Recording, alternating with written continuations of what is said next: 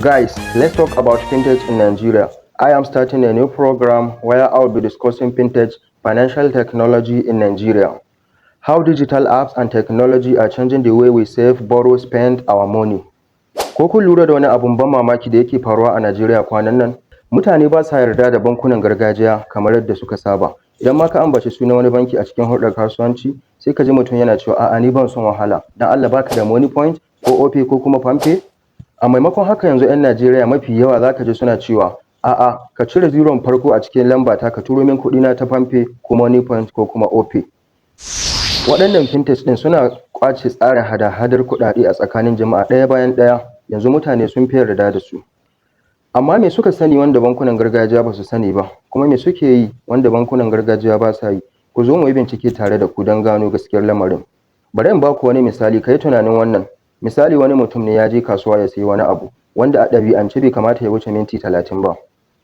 Amma saboda ya yi amfani da bankin gargajiya wurin transfer shi bata sauka ba cikin lokaci ba a ganta ba. To sai ya kwashe kusan awanni 3 yana roƙon mai sayar da kayan, kuma yana kiran customer care ta bankin shi domin ya ji me ake ciki.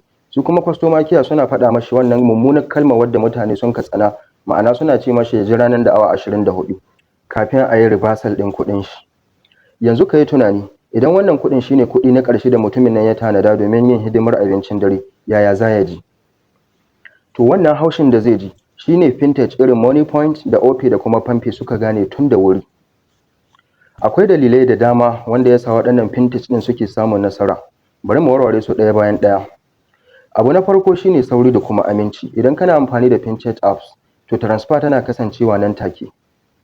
Wasu daga cikin financial technologies ɗin irin Money Point sukan nuna maka ma yanayin network ɗin wanda zaka tura wa kuɗi tun kafin ka tura. Idan har bankin yana da matsala ba zai iya karɓan kuɗi nan take ba, to za su faɗa maka zaka iya canjawa nan da sauri nan take. Kun ga wannan babban sauyi ne. Abu na biyu shine aminci. Fintech ɗin nan suna da aminci na yau da kullum. Mafi yawancin 'yan Najeriya suna da labarai na irin wahalhalun da bankunan gargajiya suka ba su.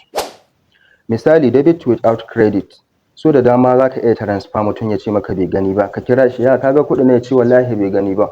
Ya yanzu fa wallahi bai gani ba. Can sai dai wani ya taimaka ya ce mashi to ka jarraba Money Point mana. Sannan kuma most of the customer cares ɗin waɗannan traditional banks ɗin, abin da suke yi yana taɓa 'yan Najeriya, ba sa kyautawa. Amma ta hanyar amfani da waɗannan fintech ɗin, 'yan Najeriya suna jin cewa yanzu suna da iko a hannunsu, suna da iko da kuɗinsu a lokacin da suka so kuma a yanda suka so. Shi yasa fintech suke janye ra'ayin 'yan Najeriya da dama a hankali suna jaya ra'ayoyin 'yan Najeriya. It's not magic, ba tsafi ba ne, kawai fahimtar damuwar 'yan Najeriya ne da kuma magance musu ita. Yanzu abin tambayar shi ne, idan har fintech irin Money Point da Opay da kuma Palmpay za su iya magance irin wannan damuwoyin na mutane, to su bankunan gargajiya wani irin excuse ne suke da shi? Ku faɗi ra'ayinku a comment section.